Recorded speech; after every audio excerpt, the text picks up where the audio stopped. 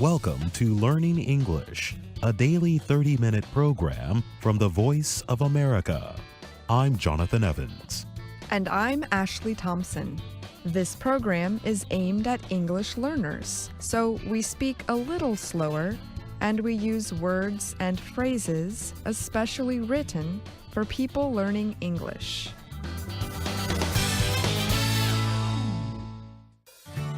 Today on the program, you will hear from Brian Lynn. Later, Steve Ember will present our American History series, The Making of a Nation. But first, here is Brian Lynn. Many people, some even at a very young age, set the goal of graduating from college. One American woman in Texas waited a long time for her chance to reach that goal. The woman is 84-year-old Janet Fine. Last week, she received her bachelor's degree from the University of Texas at Dallas. Fine has had a full life. She has raised 5 children and then had a career as a secretary until she retired at age 77. But even then, she was not ready to take it easy and rest during a well-earned retirement. I didn't have anything to do in retirement, and I didn't think that playing bingo was up to my speed, Fine told the Associated Press. She said she decided to major in sociology because she felt it was substantial. Fine grew up in the Bronx area of New York City. She said that in high school, she just wanted to finish and get a job. After graduating early, at the age of 16, she went to work as a secretary at a dress manufacturer. After getting married, she spent 18 years staying home with her children. She held several jobs throughout her life, including 20 years as a secretary at a Dallas hospital. That is the job she retired from in 2012. She also worked for 20 years on earning an associate degree, which she received in 1995. But Fine told the AP she also wanted to earn a bachelor's degree with all of my heart. Even with all of her life experiences, she said she enjoyed reading, writing papers, and learning new things. With each class, I already knew a lot, but then I also learned a lot, and that made me happy. Fine took part in a state program that lets people who are 65 and older take free classes at public universities in Texas. State officials say about 2,000 people used the program last year. Estimates show that nationwide, people 65 and older make up less than 1% of U.S. college students. But health experts say continuing with education later in life is one way to keep fit. Carmel Dyer is director of the UT Health Consortium on Aging at the University of Texas Health Science Center at Houston. She says that keeping active and giving yourself something to look forward to is just a really positive move. In Fine's case, she kept going to class even as her health conditions worsened. During her studies, it became necessary for her to use a walker to get around, and she required oxygen. She also developed knee problems. So Fine took online classes to finish the last part of her degree requirements. Her college advisor was Sheila Rollerson. She told the AP that Fine never showed signs of giving up, even with all of her difficulties. She just kept plugging along, Rollerson said. Tracy Glass, a 40-year-old student, became friends with Fine after they both took seats in the front of a class. I sat right next to her, and over the course of the semester built a fast friendship with her, Glass said. She added that Fine's personal memories of world events, like the women's movement, improved a lot of the class discussions. Carol Cerulli Lanham teaches sociology at the university. She agrees that Fine could make the classroom experience more meaningful for other students. She would speak up a lot in class, and I think that it just made for a more interesting class, she told the AP, because she literally remembered some of the times we were talking about. Renee Brown is one of Fine's caregivers. She says Fine has also inspired her. At 53, she plans to begin nursing school to further her career. Brown said Fine told her, "Renee, you can do it. If I can do it, you can do it, and you will feel so good about it." I'm Brian Lynn.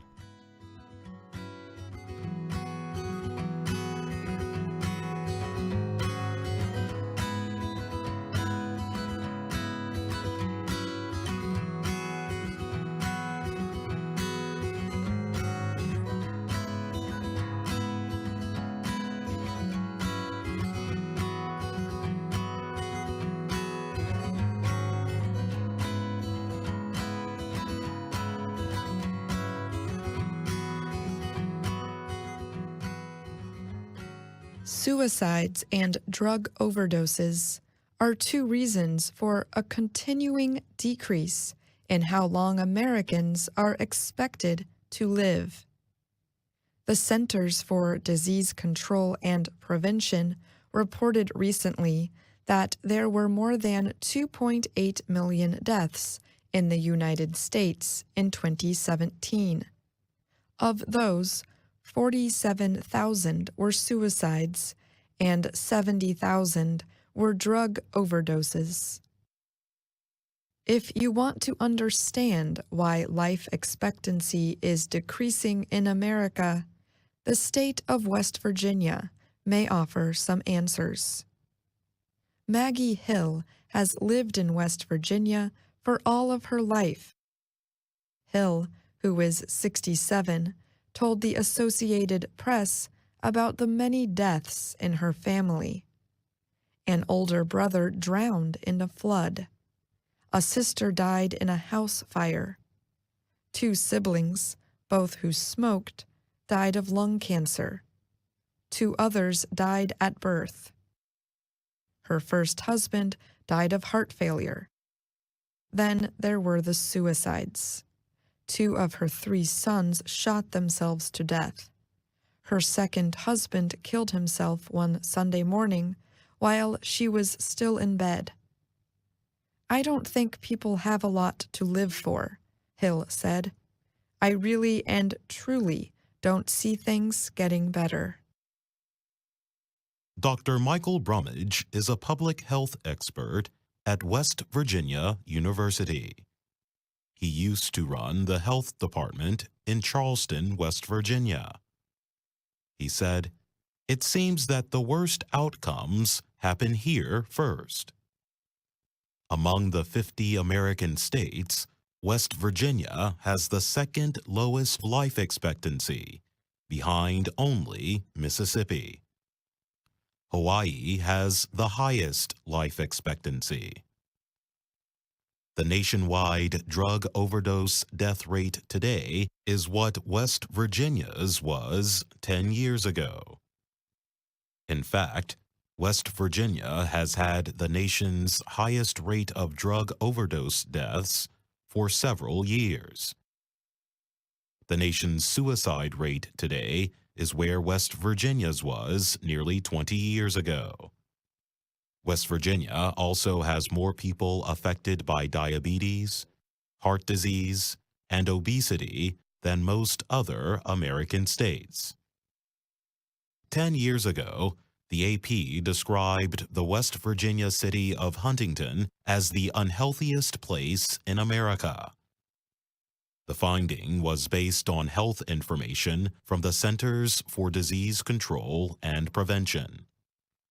The report led the city and the wider area to make changes to food served at schools.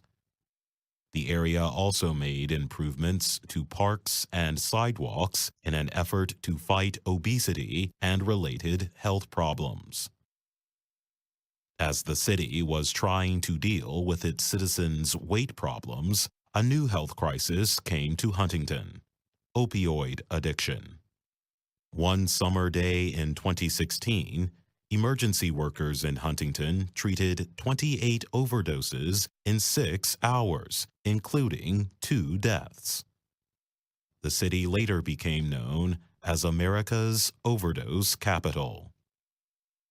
There are several new projects around the state that aim to get children to exercise and eat healthier foods. Kayla Wright is director of an organization called Try This West Virginia. The organization is paying for many of the projects.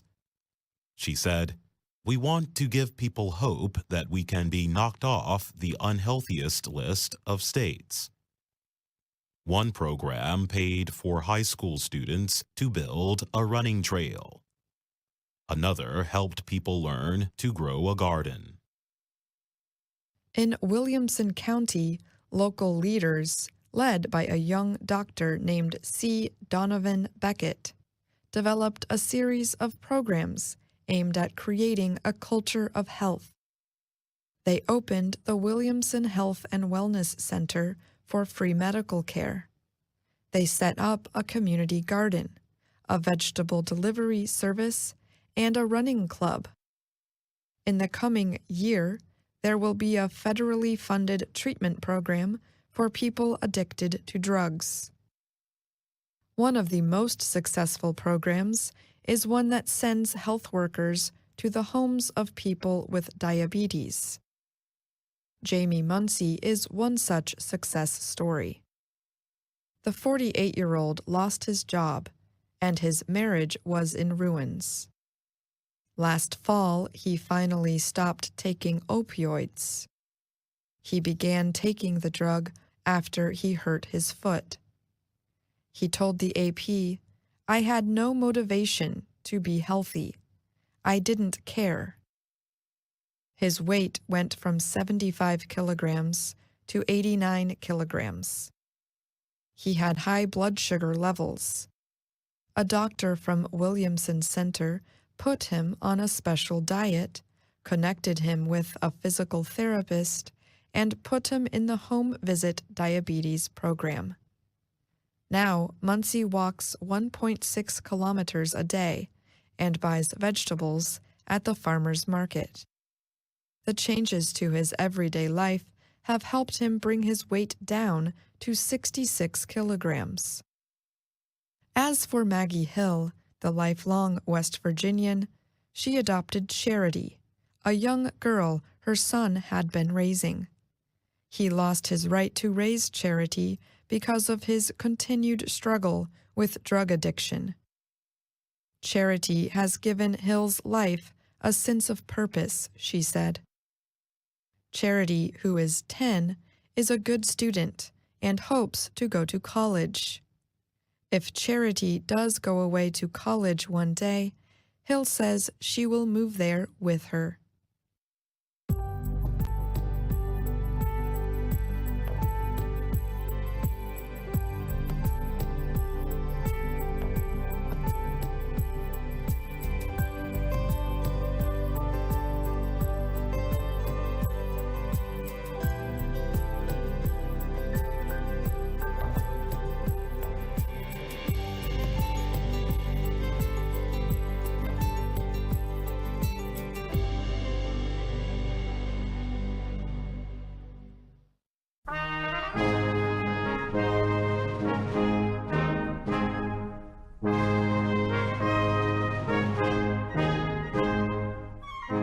VOA Learning English. Welcome to the Making of a Nation. I'm Steve Ember. In 1823, President James Monroe introduced one of the most important foreign policy decisions in American history. It became known as the Monroe Doctrine. The doctrine said the United States never had and never would take part in any war between the European powers. At the same time, it warned the Europeans against interfering in the Western Hemisphere. Monroe declared that the Americas are not to be considered as subjects for future colonization by any European powers. Historian Harlow Giles Unger says the Monroe Doctrine marked the end of the colonial era. The United States now considered the entire Western Hemisphere our sphere of influence, that we would keep out of their affairs, but they must keep out of our affairs.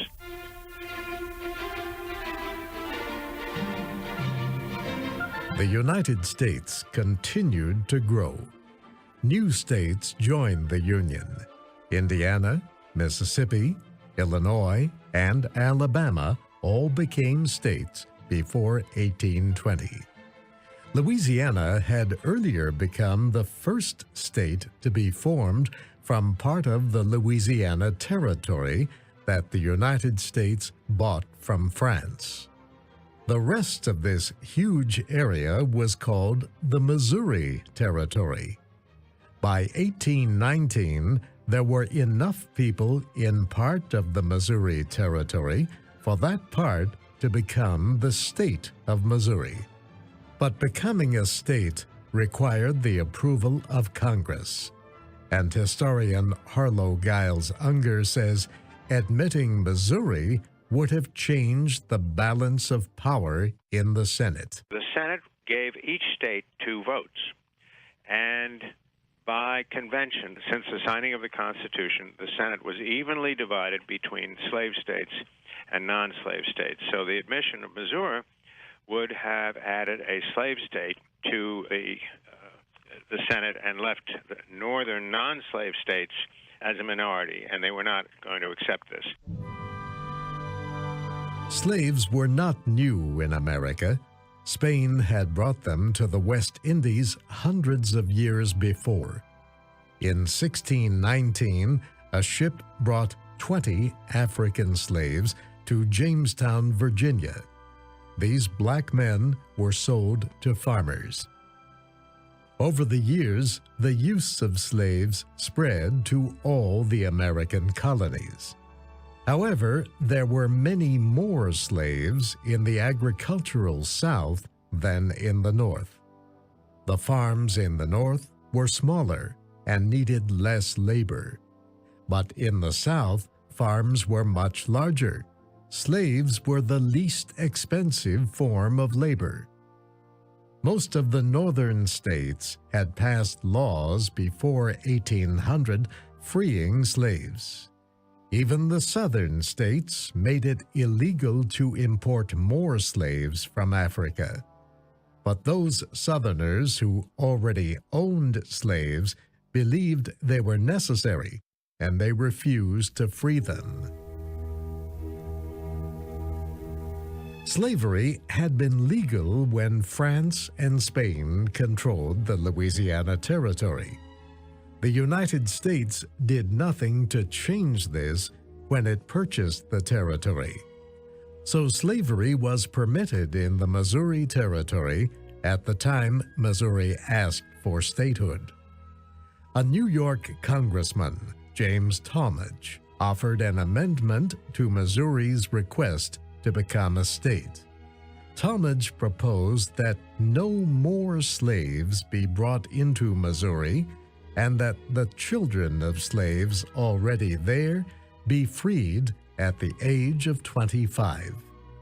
His proposal started a debate that lasted a year. Supporters of Talmadge argued that his proposed amendment was constitutional. The Constitution, they said, gave Congress the right to admit new states into the Union.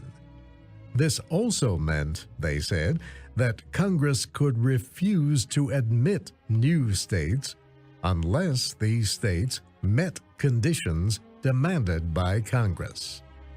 Supporters of the amendment also said small farmers of the North and East could not compete with the Southern farmers and the free labor of slaves.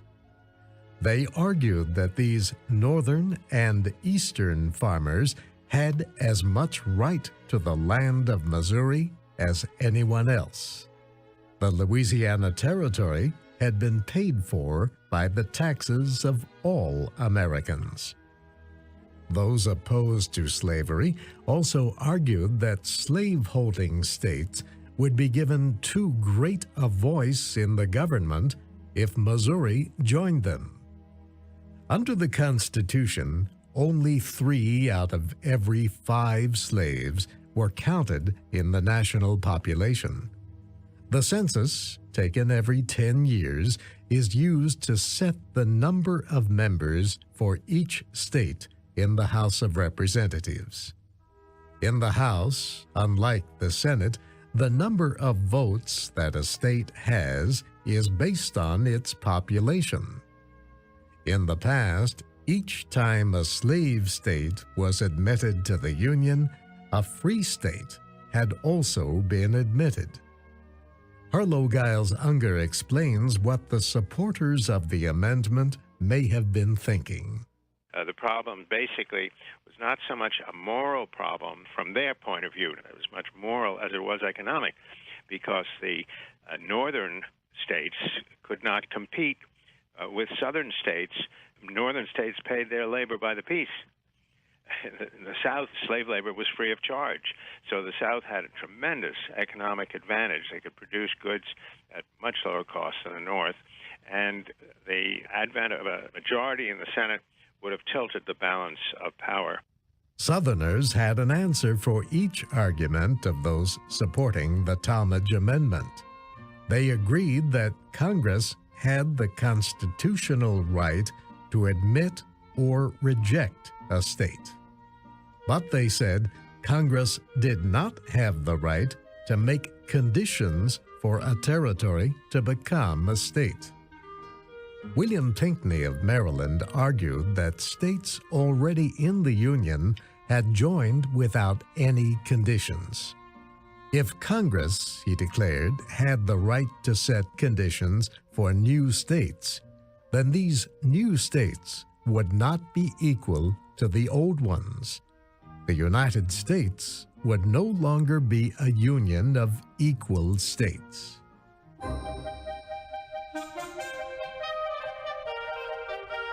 The debate was intense on both sides. The House of Representatives passed the Missouri bill with the Talmadge Amendment, but the Senate rejected it.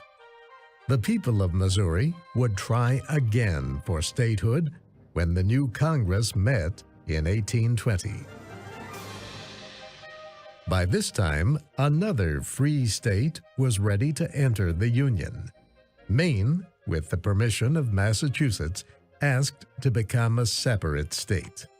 The Senate joined the Maine bill with the one for unconditional statehood for Missouri.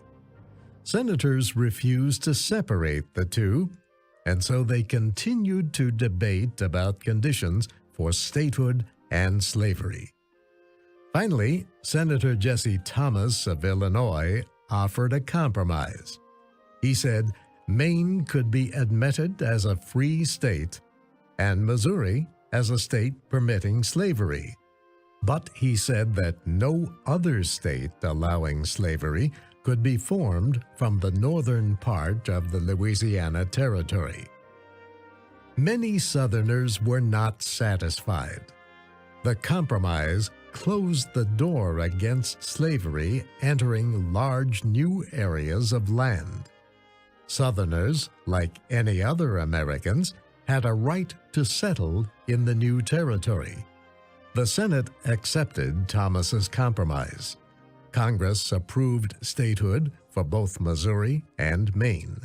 Now, President Monroe just needed to sign the bills. It was the spring of 1820.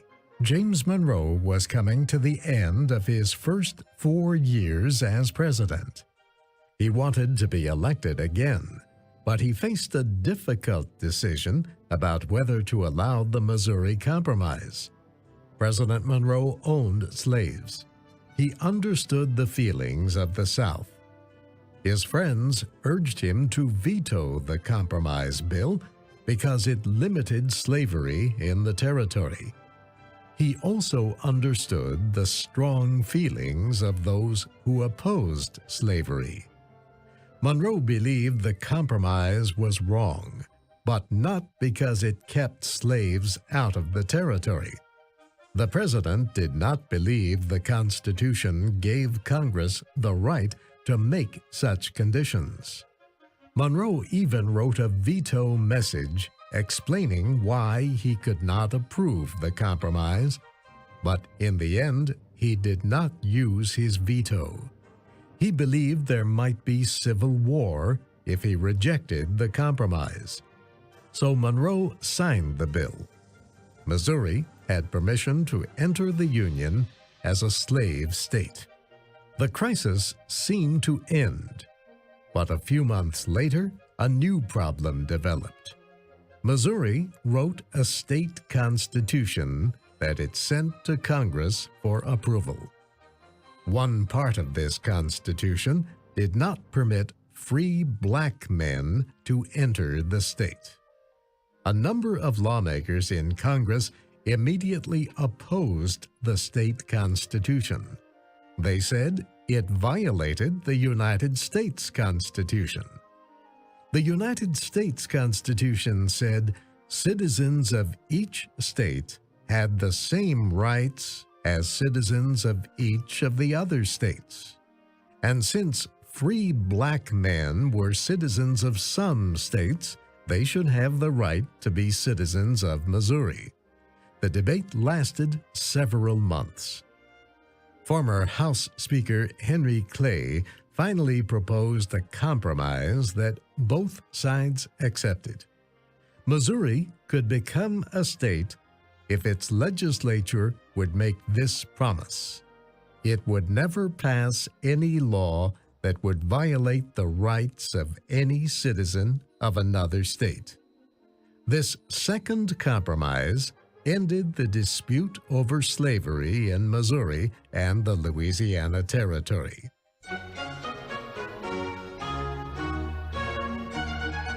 The compromise actions of 1820 settled the crisis of slavery for more than 20 years. But everyone knew that the settlement was only temporary. Former President Thomas Jefferson expressed his feelings with these words: "This momentous question, like a fire bell in the night, awakened and filled me with terror. I considered it at once as the knell of the Union. It is hushed, indeed, for the moment. But this is a reprieve only," he said, "not a final sentence." And that's our program for today. Listen again tomorrow to learn English through stories from around the world. I'm Jonathan Evans. And I'm Ashley Thompson.